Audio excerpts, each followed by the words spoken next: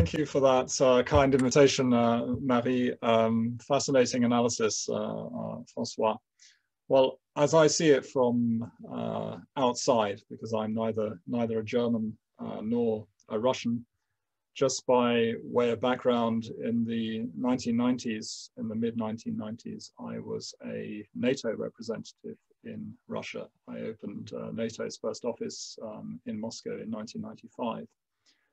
And I spent 1 year based at the French embassy in Moscow and 2 years based at the German embassy. This was, in fact, very insightful because I saw the differences between the French cultural approach, if you like, to Russia and the German approach. In the case of Germany, this is a special relationship with Russia, and it reaches far back into history to the days of Peter the Great and his successors, notably Catherine. The Germans were the ultimate insiders in the Russian system. They played a significant role in the development of Russia's administration, its military system, its education system, its healthcare system. And Germans had enormous impact on Russian culture.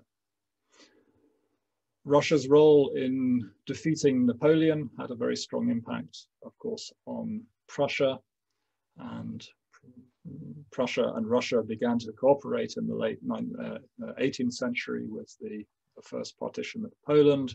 So there is this long tradition.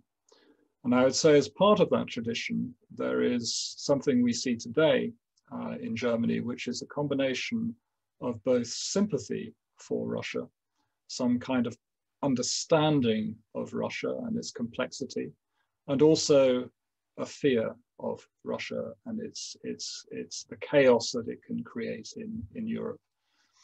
And what happened in Ukraine in 2014 was just the sort of latest indication of that. In the period between World War I and World War II, Germany and Soviet Russia were the two outcasts in Europe.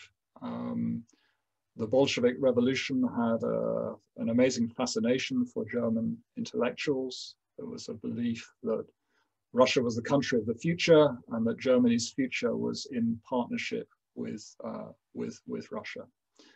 So one could talk about the history for a long time, but I think the important point here is that in short, when we consider the tragedies of the Second World War and Hitler's invasion of the Soviet Union, Germans and Russians have experienced both peaceful relations and extreme conflict. They've experienced closeness and hostility. And this explains, to my mind, at least from the German side, some of this ambivalence about Russia. Both countries prone to romanticism, and Germany has great enthusiasm for the Russian soul, Ruskaya dusha. And the great irony is that this Russian soul that Germans so admire is in fact a German export to Russia that arrived in Russia in the early to mid 19th century. So there's something that very close that binds Germans and Russians. If you look at the history of economic relations, not much has changed over 100 years. Russia exports raw materials in return for high quality finished goods.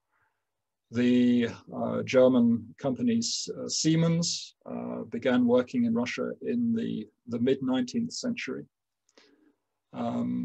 And this economic relationship, Russia today exports gas rather than grain, as it did 100 years ago. But that sense of complementarity for Germany is still there, that Russia supplies the raw materials and we enjoy access to the Russian market for our goods. I would say also that since probably 1815, there's been a belief, I suspect, Francois, both in France and among Germans, that Russia must be at the table to manage European security together with other powers. So there's this very strong, I think, default setting in Germany that Europe is only complete when Russia is included. And the default setting for Germans is that we must avoid conflict with Russia. And this is far more than just about the historical guilt related to World War II. It goes deep into the national psyche. After the collapse of the Soviet Union and the reunification of Germany, Germany worked extremely hard to find ways of including Russia. Its policies under different chancellors, under Kohl, Schröder, and then Merkel, were very, very consistent. It did everything to build the maximum number of contacts with Russia, to make Russia feel that it was included, it was part of Europe. Yet at the same time, I would say from really the 1993 onwards, there were clear signs that Russia was not on the path of development that Germany wanted it to be.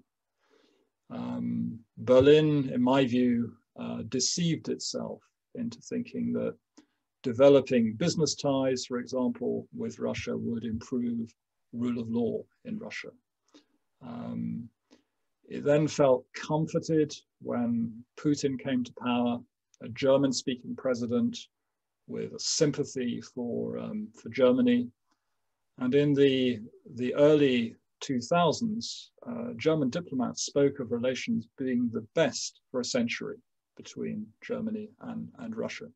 Yet Russia was also already moving quite clearly in a direction that Germany did not feel comfortable about, but couldn't admit. And as time went on, Russia was very clearly on a path of de-modernization and showing that it intended to restore its influence in a zone of what it called privileged interests. So when Dmitry Medvedev moved to the Kremlin in 2008, German policymakers started to believe that he really could be the man of the future and that Germany must invest effort in him.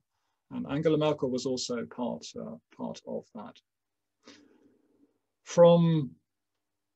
So the events of 2008 were very quickly sort of glossed over and back to business as usual, feeling that this was just a blip, that President Saakashvili of Georgia had behaved irresponsibly, and that we would, Germany and Russia, Germany and Europe would get over this quickly. 2014 saw a very sharp shift in German policy towards Russia. I think Germans were shocked, they were dismayed, they were offended by the annexation of Crimea. And there's a historical factor here too, of course, because Germans have great sensitivity to the violation of a country's territorial integrity, and they attach great importance to the observance of international law. But I would say that Angela Merkel deserves great credit for what she did in 2014, for overcoming the instincts of German diplomacy, which are always to avoid conflict, to focus on dialogue and on reducing tensions. Instead, Merkel took this strong moral stand, and the pursuit of sanctions and European sanctions was really very impressive, and I think totally unexpected by the Russian side. Merkel was helped in doing this by her East German background. I think her instinctive understanding of the Putin system, and indeed of the psychology of President Putin himself, with his KGB background. So to lead this Western response to Russian aggression against Ukraine, I think was a huge achievement. There was a lot of weight on German shoulders. The Americans took a back seat and made it very clear that Europe needed to lead, and Merkel did that. However, there were very clear limitations. Firstly, the Normandy process. The UK was absent for its own reasons from the diplomacy to try to stabilize the situation in Ukraine and find a solution. So that was a factor. I think without the Americans there, Germany and France together didn't have enough teeth to deal with this problem. Putin also put psychological pressure on the German side to one extent in February 2015, in fact forcing Merkel and Hollande to rush to Moscow because they feared that we were going to see a dramatic escalation of the conflict in Ukraine. And Merkel was worried that the Americans would then feel the need to supply lethal military aid to Ukraine. And unusually, because she's very calm in these situations normally, I think she lost her calm a little bit then. And we ended up with a terrible agreement, in my view, the Minsk II agreement. The other evidence of limitation is Nord Stream 2. Merkel is not and was not and is not a supporter of this project, but she also did not oppose it as one might possibly have hoped. And the reason for that is because of a split within her own party, as well as the support from the old Social Democrats of Gerhard Schröder and Sigmar Gabriel, the former foreign minister. And you could really see some evidence here of the Russian networks of influence in Germany. But this possibly coincided with a view deep in the German foreign ministry and other parts of the government that we need to have some sort of cooperation with Russia. We need to try to be able to move forward, to have another insurance policy. And in a way, I sometimes think this policy of having the new pipeline sort of makes Germans almost calm down themselves, that we can manage this with Russia. We're going to cope. We have our interests. They want to export their gas. We want to buy their gas. We'll have another physical connection. And in this environment of, if you like, of alienation, I think this was possibly quite important. But notably, I think the German diplomats were very smart and Merkel here succeeded in putting her, if you like, new Russia policy into an established tradition of what we had even in the 1960s with the Soviet Union, this tradition of deterrence and dialogue, the so-called Hamel doctrine at NATO. 2014 definitely revealed a lack of knowledge in Germany about Ukraine. And this has something to do with the period after 1945, when Moscow wrote its version of history, and how effectively it was Russians who had been the victims of German aggression, forgetting, of course, about Ukrainians and Belarusians who bore the brunt of the German attack.